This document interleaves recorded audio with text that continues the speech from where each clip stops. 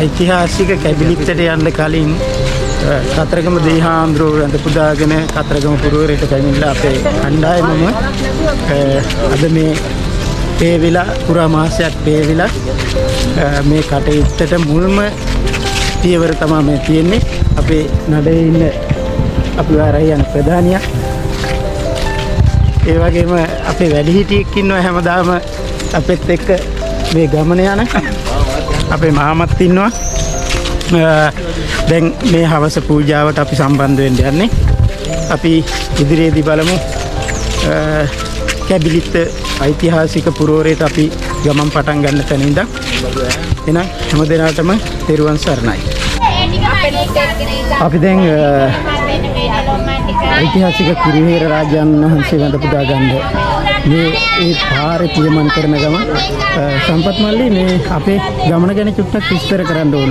අපි මොකද මුලින්ම උදේ පාන්දරම අද ගෙදරි ඉඳන් පාන්දරින් ආවා මයංගන සෑරාජන් වහන්සේ වැඳ පුදාගෙන දැන් කිරිවේරයට ඇවිල්ලා කිරිවේර වැඳලා අපි දේවාලයට ගිහිල්ලා දේවාලෙන් ගිහිල්ලා ඒ පූජාවක් තියලා අපි හෙට උදේ කොහොමද අපේ ගමන කරන්නේ? දැන් අපි ජීප් අයියර කතා කරා. එයා කිව්වේ උදේ 4ට පාන්දර 4ට 3:00 4ත් අතර මේ පිටත් වෙමු කියලා. ඔව්. ඒතර අපි පාන්දර සමාන 2:00 කරනකොට නැගිටින්න කොහොමද? ඇහැරලා ඇවිත් නම් මොනකට හොදගෙන. ඔව්. අපි වාහනේ නැගලා යනවා ජීප් ගන්න. ඔව්. දැන් අපි ජීප් වෙනවා. ඒත් යනවා කොටියාගල. ඔව්. කොටියාගල ගිහිල්ලා අපු වාහනේ කොටියාගල නවත්තනවා. එතනින් පස්සේ ජීප් වල වාහනේ නැගලා යනවා. කැබිලිත්තදී.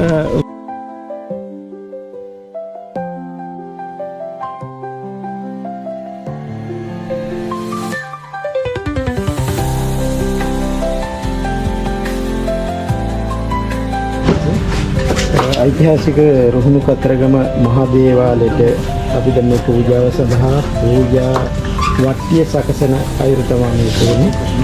මේ විශේෂයෙන්ම සඳහන් කරන්න ඕන අපි හැමදාම කරන්නේ මේ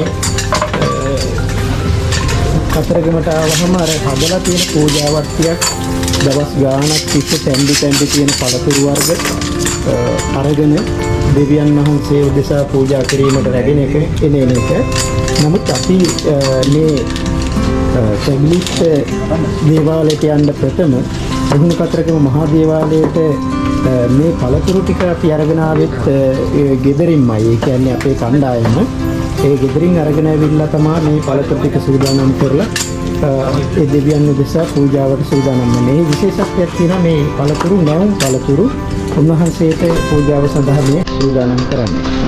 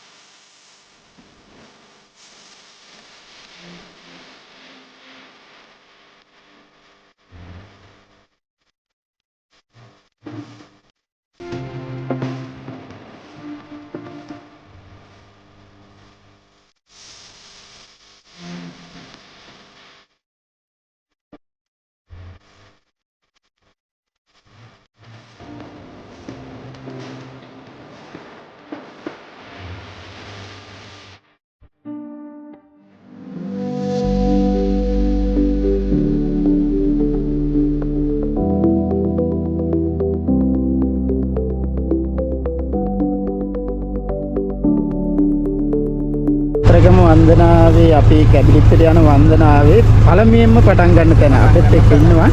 එතන කැබිලිත්ත වන්දනාවේ ගිහිල්ලා එනකොට මෙතන මේ පාලම මෙහෙම හදලා තිබුණ නැමෙදෙත් කපත්තු පාලම. ඒ එන වෙලාවට මේ ඒ ආපු ජීප් එක නතර වුණා මෙතන. ඊට ගාලා එහෙම නතර වුණා. නතර වුණාට පස්සේ ඒ පිරිසුදු මහත්තයා බැලුවා ජීර දැම්ම හැම දෙයක් කරලා වාහනේ පල්ලෙහාට යන්නේ නැහැ, බස්සට එන්නේ නැහැ, ඉස්සරහට යන්නේ නැහැ. එහෙම නතර වුණා. නතර වුණාට පස්සේ ඒ පිරිසුදු මහත්තයා බිමට බැස්සලා බොනට් එක අරලා හරි බලන්න මොකද්ද මේ වුනේ කියලා බලන්න බිමට බහිනකොටම විශාල ආලෝකයක් මේ බුද්ධහට පහළ වුණා. ඒ පහත් පිරිසේ බුද්ධහට පහළ වුණා. ඊට පස්සේ ගැලේ ඒක ඔය අතරින් ගිහිල්ලා ඒ ආලෝක වාසිකයෙන් එයාගේ කැමරාවේ පින්තූරයක් ගත්තා. පින්තූරේ ආරම්භ කරනකොට අන්න අර මේ ටැංකෙන්දිය සහ උපාට මරා සහ අතරගම දිහාම්සන් මහන්සියගේ පිටුව ඒ පින්තූරට අහු වුණා. ඒ පින්තූරට අහු වෙච්ච ඒ කැමරා කාචයට අහු වෙච්ච පිළිවෙලටම ඒ පිළිවන් මහන්සිය තම්පත් කරලා හදලා අමලා ගෙනල්ලා තම්පත් කරලා ඔය යටින් බෝඩ් එක ගහලා තියෙනවා. ඒ කැමරා කාචයට අහු වෙච්ච පිළිවෙලට මෙතන මේ පිළිවන් මහන්සිය තම්පත් කරා කියලා. ඒ මහත්මයා හරි පින්වන්ත මහත්මයෙක්. මොකද එතුමා ලෞතර අමාමේනී බුදු පියාණන් වහන්සේගේ සරුවචන ධාතුන් වහන්සේලා සම්පත් කරගෙන දිවෙමෙසේ හතරගෙන බුදු පියක් හදාගෙන මේ දවල් දවසට 3 වතාවක් හොඳට බුදු පූජාවන් පවත්වන කෙනෙක්. මෙතන ස්වාමීන් වහන්සේලා ගන්නවලා පිරිත් කියලා ඒ ධාතුන් වහන්සේලා සම්පත් කරලා මේ පිළින් වහන්සේ සම්පත් කරනවා.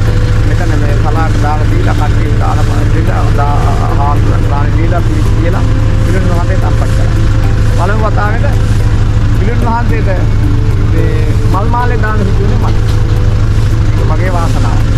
ඉතින් ඒ විදිහට හාත්චරියක් මතුවලා කැබිලිත්තේ ගිහිල්ලා එනකොට විච්ච හාත්චරියක් තමයි මෙතන මේ තියෙන්නේ. නිර්මාණය වෙලා තියෙන්නේ. ඊයර ඉස්සෙල්ලා කතා කරගත්ත විදිහට මේ කටු මහත්තයාගේ අත්දැකීමක් මේක. ඒ ආකාරයේ සඳහන් ආකාරයට කැමරා කාර්යයේ සඳහන් වෙලා තිබුණු ආකාරයටම තමයි මේ ප්‍රතිමාව නිර්මාණය කරලා තියෙන්නේ. විශාල හාස්කම් තියෙනවා කියලා මේ ගණයාගේ ලොකු විශ්වාසයක් තියෙනවා. ඒ වගේම මෙතෙන් ආවහම ඒක අපිට දැනෙනවා. ඒ ගැන විස්තරයක් සඳහන් කෝරුවකුත් මේ ස්ථානයේ ස්ථාපනය කරලා තියෙනවා. බලා ගන්න පුළුවන්. කැබිලිත්ත වන්දනාවට යනකොට කොටියාගල පැත්තෙන් එනවා නම් මේ ස්ථානයේ හරහා තමයි යන්නේ. වන්දනා සුගතෝ ලෝකවිදෝ අනුත්තරෝ පුරිස ධම්මසාරති සත්තා දේව මනුස්සානං කුච්චෝ භගවාති බුද්ධං ජීවිතං යාව නිබ්බානං සරණං ගච්ඡාමි.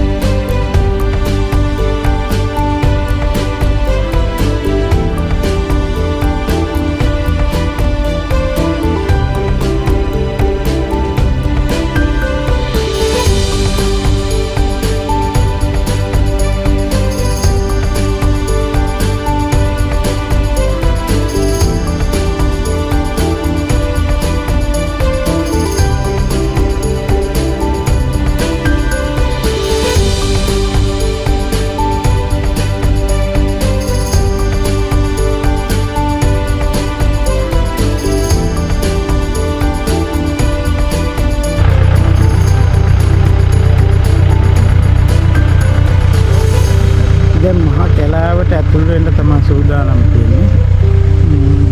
ඒ අනිත් ගමන් සගයෝ දෙන්න තාම ආවේ නැහැ. අපි ටිකක් ඔවුන් එනකම් මේ මග නතර කරගෙන බලාගෙන ඉන්නේ.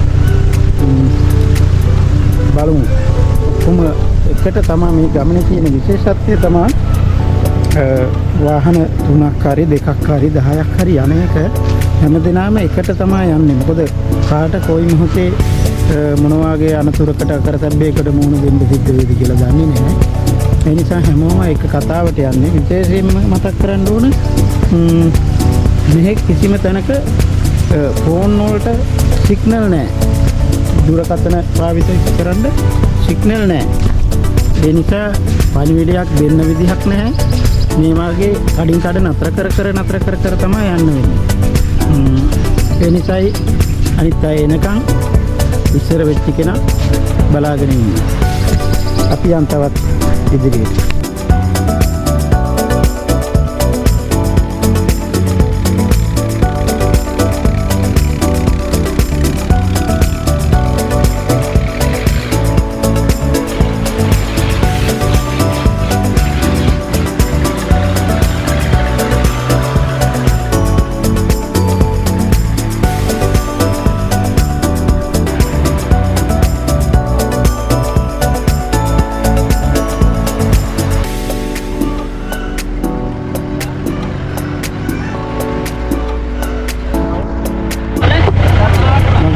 ගමනේ තියෙන විශේෂත්වය තමයි මේක. දැන් අපි පාරවල් හදාගෙන තමයි යන්න තියෙන්නේ.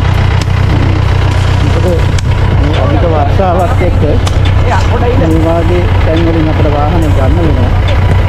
ඒ නිසා අපි ඒක කියලා ප්‍රතිපාදා වෙලා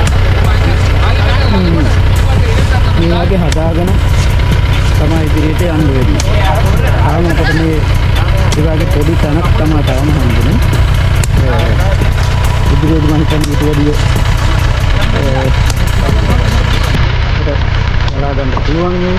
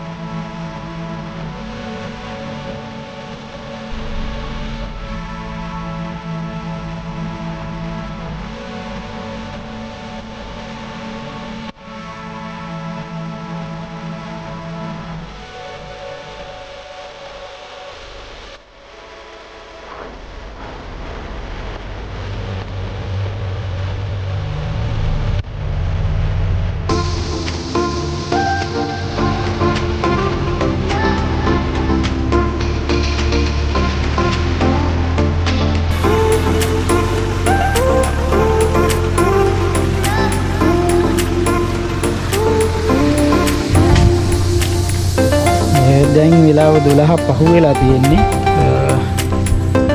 අපි එන්න පටන් ගත්තට තව ගමනේ මම හිතන්නේ මුල් මදීරේ තව මේ ඉඳන්නේ. ඒ මුල් මදීරේ ඉන්නේ මේ තරම් කාලයක් ගියේ ඒ මාර්ගයේ තියෙන දුෂ්කරකම නිසා. මම හිතන්නේ ඉදිරියට යනකොට මේකට වඩා දුෂ්කරයි අපට. කවුරු හරි දැන් කැබිලිත් එන්න බලාපොරොත්තු වෙමින් ඉන්නවා නම් මේ දුෂ්කරකම ඔළුවේ තියෙන්නම හොඳ නැත්නම් මේ වගේ ගමනකට මුල පුරන්න එපා. ඒකට මුහුණ දෙන විදිහට ඒ අදාළ ආම්පන්න ඒවා අරගෙන එන්න.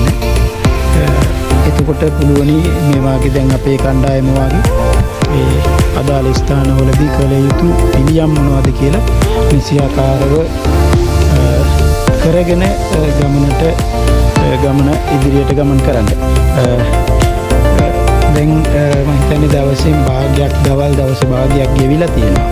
නමුත් තවම ගමන ගොඩක් දුරට තව ඉදිරියට යන්න තියෙනවා. මෙහි විශේෂත්වය ඒක තමයි කතරගම දේහාන්තරෝ ජීවමාන වැඩ ඉන්න කැබිලිත්තේ උන්වහන්සේ දැක බලා වන්දනාමාන කරගන්න ආශිර්වාද ලබා ගන්න උන්වහන්සේගේ පිහිට ලබා ගන්න ලේසියෙන් යන්න පුළුවන් ගමනක් නෙවෙයි.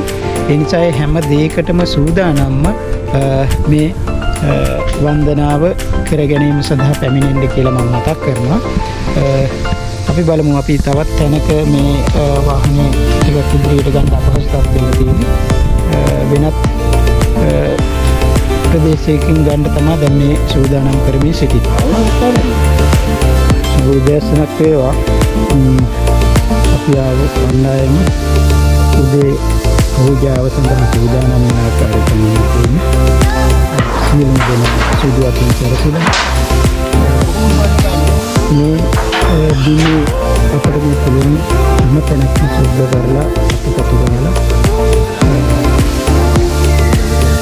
බොහොම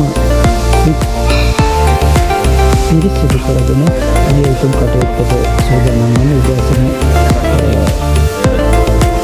ඉතිරිවීමේ මාතෘකාව පූජාව සිදු කරන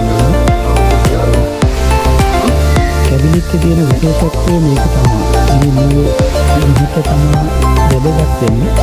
වෙන දෙනාගේ හිතවලට තමන්ගේ හිතුම් කැතුම් ඉෂ්ට කරගන්නට මේක ඇතුලේ විශේෂ කිරිහි ආහාර පූජාවක් තමයි සිදු කරන්න යන්නේ. අපි බලමු.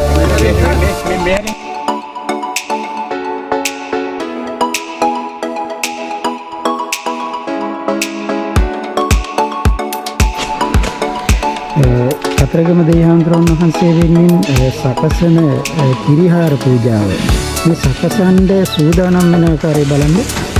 සියලුම දෙනා හිස ආවරණය කරගන්නවා. ඒ වගේම මුව හත ආවරණය කරගන්නවා. ඒ ටික ආවරණය කරගෙන සුදු අතින් සැරසිලා තමයි මේ කටයුත්තට සූදානම් වන්නේ. උන්වහන්සේ වෙනුවෙන් තියෙන අසීමිත භක්තිය ගෞරවය නිසාම මේ අපි සකසන කිරි ආහාරය ඉතාමත් පිරිසිදු උන්වහන්සේට පූජා කරන්නටයි මේ සූදානම් වෙන්නේ. මේ හැමදෙනාම මේ පූජාව සඳහා සූදානම් වෙන හැමදෙනාම මෙන්න මේ ආකාරයට මුව සහ හිස ආවරණය කරගෙන සුදු වතින් සැරසිලා තමයි මේ කටයුත්ත සිද්ධ කරන්නේ. එතකොට තවත් දෙයක් කියන්න ඕනේ. දැන් අපි මේ පූජාව සකසන ලිප බඳින ස්ථානේ මේ ලිප බඳින ස්ථානයේ උඩට උඩුවියනක් බැඳලා තමයි ලිප බැඳලා මේ කිරිහාරය සකසන්නට සූදානම් වන්නේ. මෙහිමයි.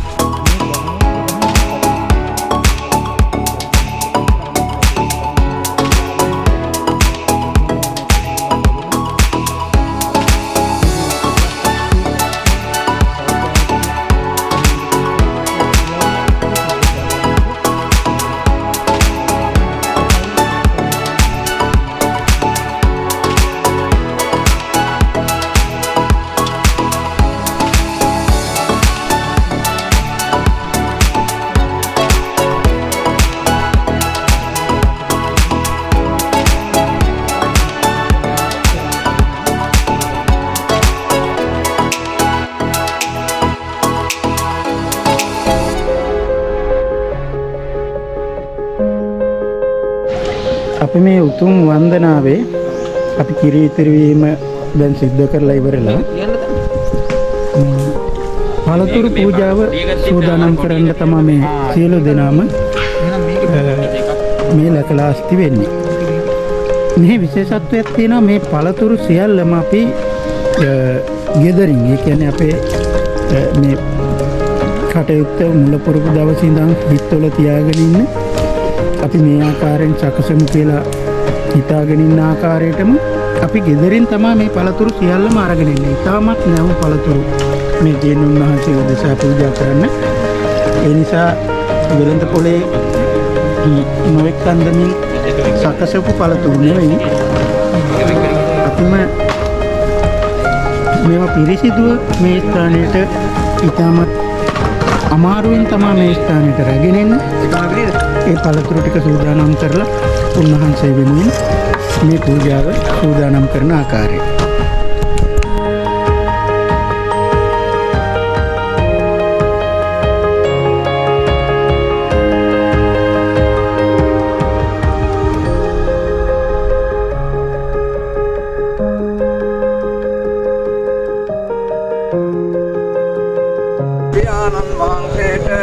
මම නමස්කාර කරමි මාගේ නමස්කාරේ වේවා සාදු සාදු සාදු ඉතිපිසෝ භගවා අරහං සම්මා සම්බුද්ධෝ විද්‍යාචරණ සම්පන්නෝ සුගතෝ ලෝකවිදෝ අනුත්තරෝ පුරිහ ධම්මා සාරති සත්තා සාදු සාදු සාදු සාදු සාදු සාදු සාදු